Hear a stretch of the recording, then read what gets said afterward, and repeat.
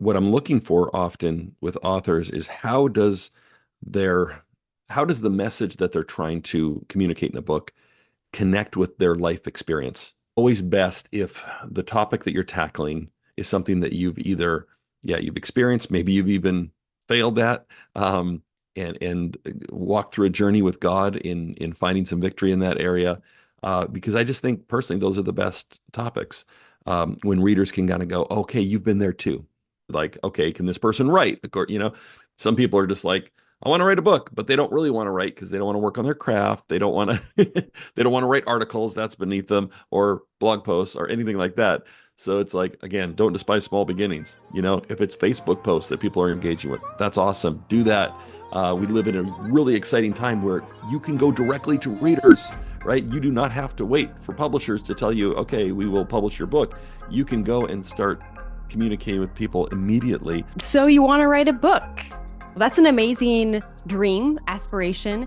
And the thing is that we want to encourage you in that dream. And one thing that we just want to say is it can be done. It is work and it is awesome. And one of the things that we unpack in this episode coming up is, how do we do that? What are they looking for in a book, in a person, in the process? So what are some things they can look forward to in this episode, Josiah? Oh my gosh. We sit with Drew, our friend, who's an acquisitions editor at Moody Publishers. He is in the Christian nonfiction space. So if that's your space, if you want to write, especially a Christian nonfiction book, get this. There's actually only between 40 and 50 Christian nonfictions acquisitions editors in the world, in all of Christianity, in all of the book publishing world. And that's a small number of gatekeepers. We ask Drew, what does he look for in an author? And you're going to find tremendous insight and hope. And we just know that this episode is going to bless you and encourage you. Stay till the end. Micah and I are going to talk about two paths. One is traditional publishing. Second is self-publishing. But our special conversation, a bonus episode on the Young Adults Today podcast with Drew about what does a publisher look for in an author starts now. My hunch here, Drew, is that you and I have some of the same hobbies. It's like when people ask, like, what do you do for fun? We've got young kids, so it's like, man, if I can read, if I can write. My other one, I'm a nerd, so like baseball cards, and I love sports too, but I'd love to pick your brain on reading, writing, publishing, because that's your orbit a little bit. Fair? Absolutely. Yeah. And I kind of burn the publishing candle on both ends in the sense that, my day job, I'm an editor for Moody Publishers, as you know, and then I also write my own stuff. And so, yeah, that's books and reading, definitely my world. So, I mean, start here. What are you reading right now, or what have you read this past few months that you're just like excited about? Okay, so that's always such a hard question for some reason for me because I'm one of these people that always is reading like 16 books and then someone's like, "What are you reading?" I can't remember.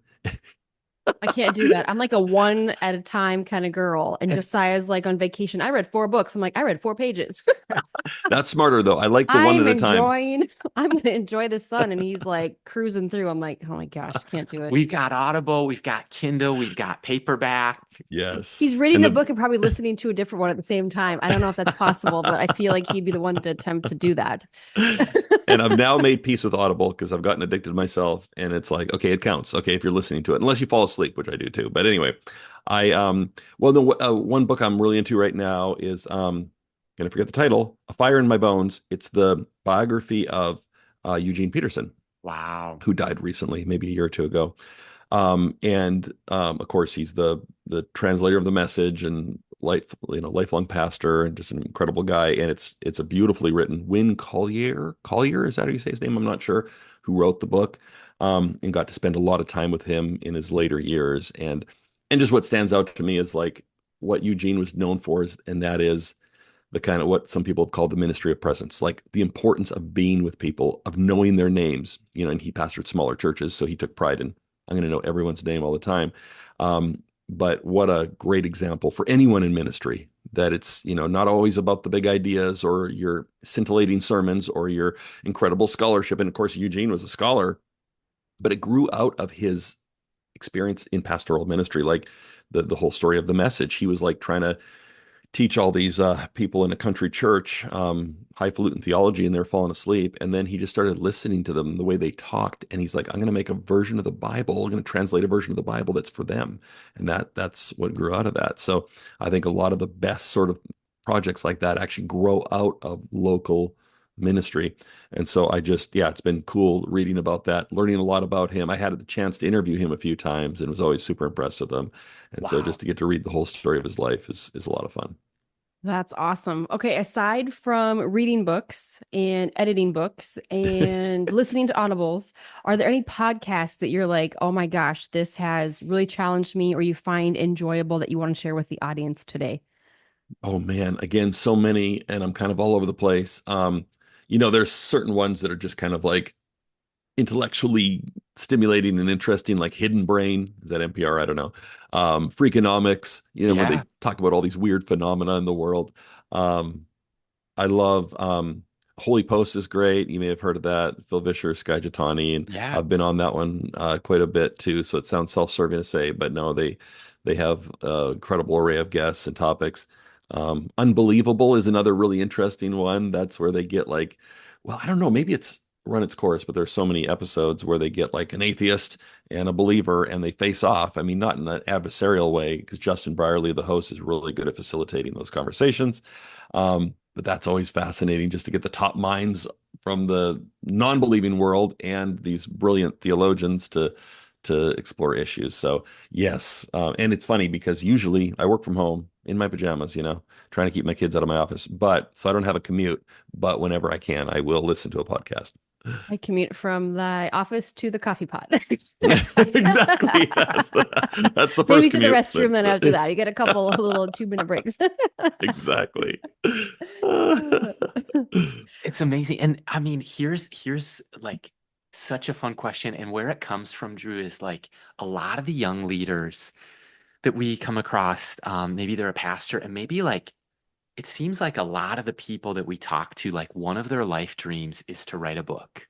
Yeah, And I think it's a great dream. I think like 100%. like I love to write. I think that whether it's Eugene Peterson or others, like just to document some of these thoughts or ideas and cultures and I, faith well, and I pass think it it along. teaches you almost to like not defend your faith, but why you believe what you believe. So when you're listening to some of those Yes. podcasts, like you just mentioned, of people kind of facing off in a, I don't know, non-hostile Yeah, yeah, way, yeah, yeah. I think it really challenges the believer's mind to be like, okay, here are the cultural things that we're up against. Now, how do I approach those and put Hmm. biblical context in a framework into society today while still living within the realms of the word? Like, that's the tension I think a lot of people are up against right now, pastors, leaders, young adults desiring true, real authenticity. Like, they don't want the answer of like, well, just don't tell me not to do that. Tell me the why. Hmm. Like, not just how come, but what are the implications of that? And how do I actually turn my life around in this area? Or how do I grow in this area? So I just think that Hmm. I don't know, it's a fun, challenging way to think of like, are we challenging the way we read the word of God Yeah. and hearing out the other side? Not that we believe what they believe, but I mean, if most Yeah. culture is living in that reality each and every single day and believe those things that are of the world, right? Well, and I guess 100%, like I just look at like Micah self-published a project called Worth the Wait Journal. I've done two self-published works, and then we've seen like the need among young adults. So we've called some friends and we'll do like annual collaborative project. But I'll tell you what, like one of the people that I really greatly admire his impact is Dave Ramsey. And I think what Yeah. a lot of people forget is we were just there with their team this past week.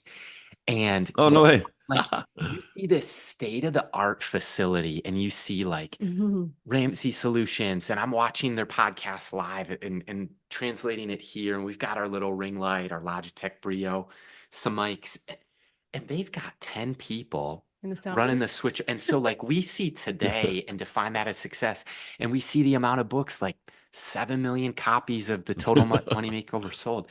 And we forget, and I forgot, like, wait, he couldn't get his book published, so he self-published and sold them out of his Trunk. trunk of this old Wow. junker of a car. So, like, I come Don't at this, despise small beginnings is what it says on the big wall. and it So spoke to me, Drew. So, What do Yeah. you look for in a potential author when you're acquiring or when you're editing books? What are some of those pieces that maybe for myself, for Micah, for the listener, that you're like, man, keep writing and here's a few thoughts.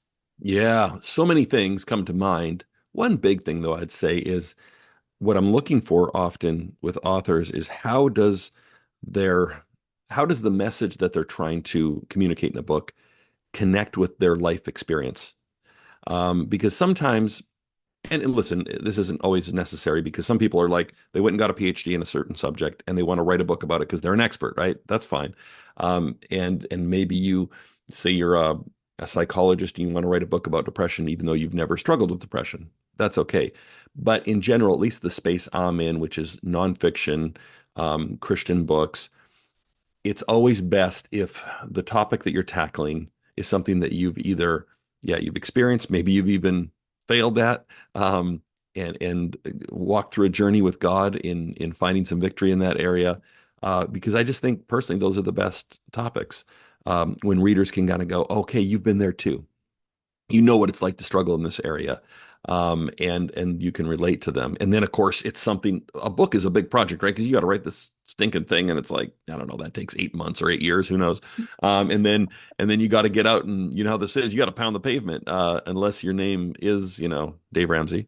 And of course he didn't start this way, but you got to spread the word. And so it's a huge undertaking. So it often takes, 2, 3 years, the whole process.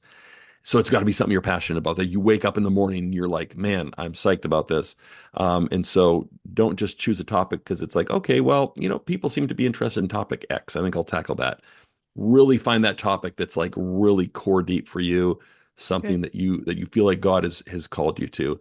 And that can take you a long way through the frustration, through the rejection, through the editing, through all that kind of fun stuff, right? It'll make it worth it if it's something that's close to your heart. And then there are other things too, like, okay, can this person write? Of course, some people are just like, I want to write a book, but they don't really want to write because they don't want to work on their craft. They don't want to they don't want to write articles, that's beneath them, or blog posts or anything like that. So it's like, again, don't despise small beginnings. If it's Facebook posts that people are engaging with, that's awesome. Do that. We live in a really exciting time where you can go directly to readers, right? You do not have to wait for publishers to tell you, okay, we will publish your book. You can go and start communicating with people immediately. And then often that can grow into writing a book as well. I love that. I just think about how many people have reached out to Josiah and I over the last, even just 7 years of marriage when it comes to books and what does it mean to put it together and the process. And then by the end of the half an hour conversation of them picking his brain, my brain, or our brain, it's like, yeah, I don't think I want to do that. So I'm like, okay, did God really like ask you to do something, or you just want to be seen writing something that you think is going to change the world? Like, do you actually have something to say, or and is God's hand on it, or do you just want to say you wrote a book? And I just think of a gal. I would ask this question only because this girl we had on the podcast, I cannot remember her name for whatever reason, but she had said, you know what? She goes, I did not get on an elevator and just Oh yeah. arrive to some like destination and get there quickly. She goes, I didn't take the escalator, I didn't take the elevator, I literally took it step by step. Mm, And essentially, she said, I wouldn't have it any other way because she's like, people can mm. see me being successful in this way now. But she goes, but I went up that staircase with one foot in front of the other. I just didn't hop on this elevator and just, Yeah, nothing went "Wow, viral. this is awesome. Everybody knows me. Right. Like I'm discovered." So the people who are wrestling with attention or maybe their heart's not in the right place, how would you just encourage those people who want the elevator ride Mm. versus getting right with God and taking it one staircase at a time? Yeah, I love that metaphor because it's so accurate. And it's funny because especially when you look online, social media and stuff, it looks like everyone is blowing up overnight, having this like amazing influence and success. And you're like, God, what happened? Did I miss the boat here? When actually, when you dig into their stories, they've been patiently working towards those goals, um, taking the stairs. And most people want the trampoline, man. They don't even want the escalator. They just want to bounce right up and to their goals. But it takes that kind of patient persistence, right? And it looks mundane and it's boring, and you're kind of grinding it out.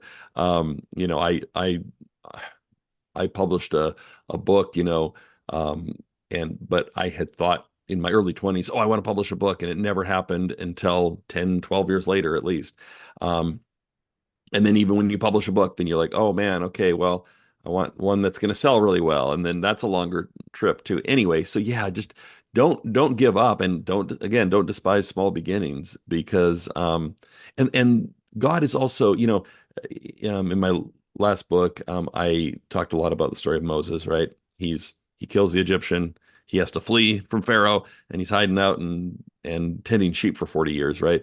And I love that story because I think a lot of people are in that place where they feel like God's put them on the shelf, right? It's like, Mm, oh man, I'm wow. out in this wilderness and I'm doing something mundane and boring. It's not even what I wanted to do. He thought he was going to be this liberator of his people. But we know with hindsight, having read the end of the story, God was preparing him while he was in that place, right? That was the best training to tend sheep before he could lead people. God was probably taming his ego, giving him patience that he would need, right, for his role leading the Israelites. And often that's the case when we're in this kind of holding pattern or we feel stuck. Um, we are being conditioned in a way that we probably can't even see right now for the work God's ultimately calling us to. And it's not that we're just kind of on the shelf for a while. He's training us. And so I encourage people, like, if they're in that kind of hard or frustrating season, keep tending the sheep. And the cool thing is Moses didn't have to solve a riddle to find God's will for his life, right? He didn't have to figure it out. He was tending sheep, walking around, and all of a sudden there's God in the burning bush, right? Directing him. So just keep doing the next thing in front of you. Don't look for those shortcuts, even though it's tempting, I know, especially with social media in our face all the time. And like someone said, you're always comparing your everyday life to everyone's highlight reel, right? You Hmm. don't see what goes on behind the scenes. And everyone's journey is different as well. That's so encouraging. What about this? I think my last thought or question on, books, writing, reading, publishing is, like I heard both Louis Giglio and then Rick Warren. They said both similarly, like the idea is that if you don't sell your book, nobody else will. Like nobody's going to do it for you. And I don't know why, if you've ever felt this, but sometimes I'm a little bit resistant to like self promotion Yes. or Yeah. like, what's the balance of like, I don't need to put books in my backpack and hand them out to every person. But at the same time, too, if I'm not bringing them when I speak somewhere to a new audience, that's on me. So, any Yeah. thoughts on like the art or science of self-promotion, as Yeah. icky as that word sounds?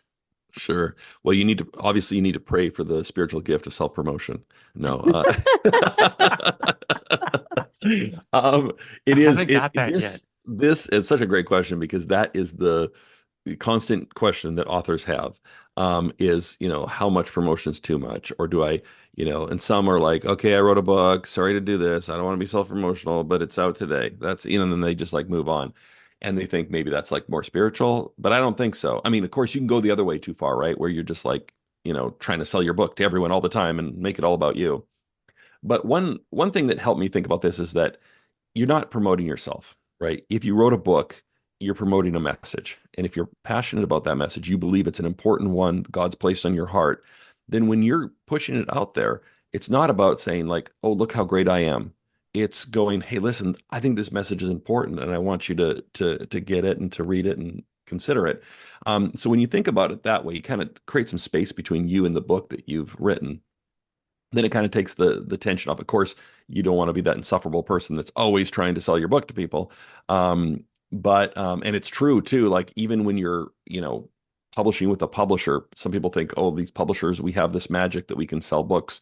Well, no, not really. I mean, we can, although we can't run faster than a partner that is an author, right? It's definitely a joint endeavor. And honestly, sometimes it's a crapshoot too. You think some things are going to sell well and they don't, and then you think other things aren't going to do anything and they sell well. So we're all kind of guessing a little bit too. Um, but yeah, it's like, you know, don't make it all about you. Mhm. And also don't be discouraged because publishing can be discouraging. Even if you get a book published, you think, oh, that's great. People are going to catch on. It's going to be the next like purpose-driven life or something like that, right? And usually it isn't. I remember like my first book, The Generation X Christian, after a year of, doing all these radio interviews and pushing the heck out of it, I sold 5,000 copies, which isn't bad, but I was discouraged because everyone thinks their book is going to go crazy and sell a ton. And then, of course, you have friends that are like, "Oh, so you're an author? So how many books did you sell? A million?" I'm like, no, it's not Harry Potter. But I remember Grace, my wife, saying to me like, "Why? What are you bummed out about? That's 5,000 people Wow. that encountered this message, man. Like if you filled up like a stadium, that's pretty cool, and that all got to hear this. And you had some stupid benchmark in your mind that constituted success. So yeah, don't make what you write some sort of referendum on your self-worth either. It's a message that maybe God's placed in your heart. He wants to get out there. Think about it that way. That's so good. I love how it's making about the message, because I think God's given every single person. One of our friends would say that what wrong are you called to make right? Mm, And that's a part of a message. And it doesn't have to be written in a book necessarily, but it can definitely be a passion point of yours or a hot topic that you love to lean into. It could be your career, like however God has wired you. And are you ready for the 5 and 5? Do you have one more, Josiah? Okay, my thought before we put 5 minutes The on the thought before clock, the thought? and then we'll a ask you lightning round. yeah, lightning round, 5 questions, 5 minutes. But have you seen Jimmy Darts at all online? Jimmy Darts sounds He's like this cool, likable guy, and he just goes up and he's like makes these viral TikToks and reels where he'll be like, "Oh, are you a Minnesota Twins fan?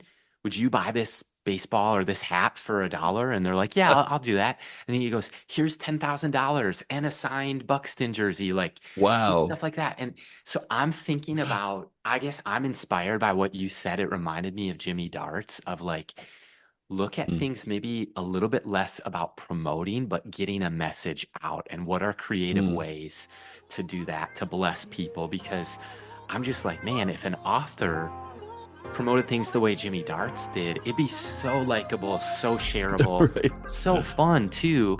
And then it takes a little bit the spotlight off of you, and you're making other people the hero and Yeah. the character in the story. Well, we hope that you enjoyed that episode. There's a lot of jam-packed information No in kidding. that short conversation that we had with our friend Drew.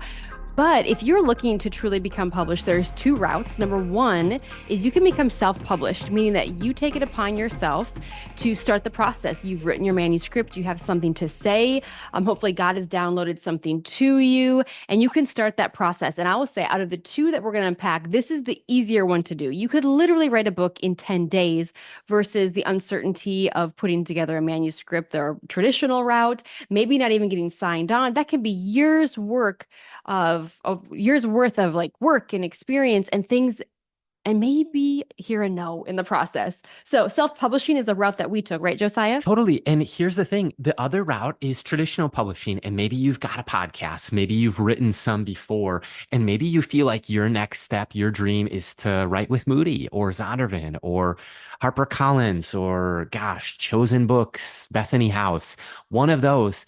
I'd just say your next step is to find an agent, because most acquisitions editors like Drew won't just take a pitch or a proposal without an agent involved. And here's the encouragement. If you pursue traditional publishing and you hear no, I'll be honest, gut level honest, I've heard no from a handful. Mm-hmm. But that can't be viewed as failure or final. No might mean not now. It might mean not here. It might mean not today and not with this publisher. Dave Ramsey, who we mentioned in the episode, he heard a lot of no's, especially beginning. So everybody has to start somewhere. We're going to share 5 steps if you want to self-publish. The first I'm going to start, which is Amazon Kindle Direct Publishing. Mm-hmm. If any, like we get asked this question a lot because we'll tell you why in a second, but first is kdp.amazon.com. They're not a sponsor yet, but that's how we've self-published. And Micah, share with the listener your book publishing dream or your writing dream. There was a project that God laid on your heart that I think has been wildly successful as a self-published book. Well, I was just praying and I knew that God had given me something to say. I don't write a book without feeling like there's a download from the Lord, just because I could write a book to write a book. But I just started praying and started journaling and started writing. And what I did was I put together all my content, everything that it was. It's called the Worth the Wait Journal. And it's a journal that brings Christ back into singleness, where you will pray, you will write, you will journal, and you'll gift that book to your future spouse on your wedding night. And that was a process in and of itself, not only the writing and just sitting in it and working on it, but there was a process behind the scenes that what I was doing had not yet been done before in the way that it had to be published. So I had to get very creative, very unique, and just invited God into that process. So Together, Micah and Micah has the Worth the Wait project. I've done Debtless and Fulfill Your Purpose in Your Generation as Self Works. And then we've done four collaborative books. And so about 7 self-published titles. One of my passion projects was a book called Debtless, helping students slash student loans from their story. And man, I would say that Debtless is a pain point, like finances. How do you pay for college? That's a huge one. But Micah's Worth the Wait journal is the hardest book of all of our books to keep in stock. It flies off the shelves. This time of year, you can see it's stocking stuffer time, but we need to do pre-orders and another round of the leather bound journals because we're out and that flies off the shelf every time. But so the first tip that we have is check out Amazon KDP. They're the best as far as self-publishing. Second step is to start blogging, to start writing articles, even weekly. That's huge. Well, this is something that I told Josiah to do because he had an itch to write. And I said, well, you need to start blogging, start journaling all this stuff out, get it out into the hands of people. And what a blog essentially is, if you do feel called to write a whole book, it's a taste test. It's a taste test for your audience of what your book could be and become. And what you're doing without even knowing it in the process is hearing from the reader, like what they want more of. You know, like when you try something, you try soup and like, it needs more garlic, and like, oh, it needs more testimonies. It needs more research based. It needs more Bible study stuff. It needs more texture. It needs more whatever. So when you start blogging, you will see what are people reading? What are they asking? And it essentially will help you become a better writer and practice in the process of uncovering and discovering that you might have more to say about some things in your book than you ever thought possible. So my word, it's kind of like your pilot episode, right? Totally. It's kind of like, hey, comparing it to a movie or a TV show, like it's your first episode. It's getting reps in, it's it's honing the craft of writing, and it gets you disciplined. Because if you're going to do a book, it is like picture each chapter is a blog and start today. The third tip that we have is start a podcast. Here's why. Acquisitions editors like Drew, like here's the honest truth is that one of the things that book publishers are going to look for is authors who have the ability to sell books. One of the things that helps you is platforms and social media accounts. And look, I'll just be fully transparent. One of the reasons that young authors or debut authors often hear no is because your platform might not be big enough. But here's the thing. Don't be discouraged because there's people who have hundreds of thousands of followers on social media, but they still hear no because your platform could almost never be big enough.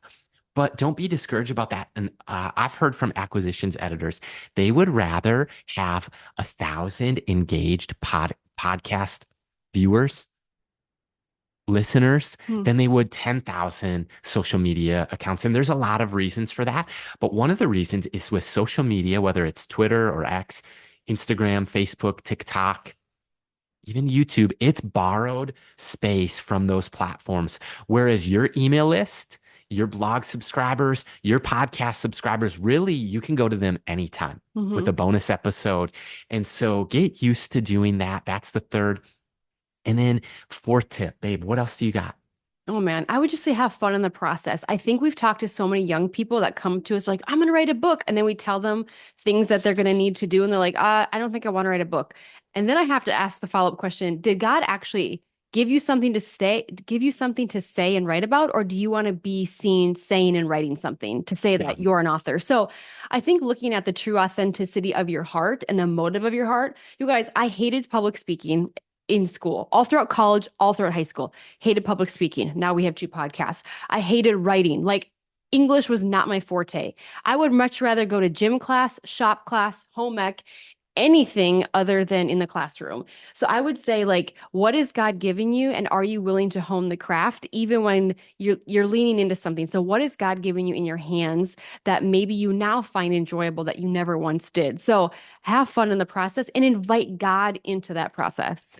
The last tip that we have is to set a deadline, and it might be an artificial deadline because if you Good. have an agent and if you have an acquisitions editor, they're going to give you some deadlines that are real, They're that you hard can't, deadlines. yeah, it's not negotiable. It is a hard deadline, but you might have to do that for yourself. And that's where blogging regularly or weekly gets you in the self-discipline of Mhm. setting a deadline. Maybe it's you pick Tuesdays, you publish a new Substack or blog or article. And then, I mean, once your articles are written, people start sharing that. What we've both had is Outreach Magazine, Influence Magazine, other places and platforms pick you up and they feel like your idea is worth sharing. And that can help you grow your social media platform. It can help you grow your credibility. People begin to subscribe to your email or your newsletter or your podcast.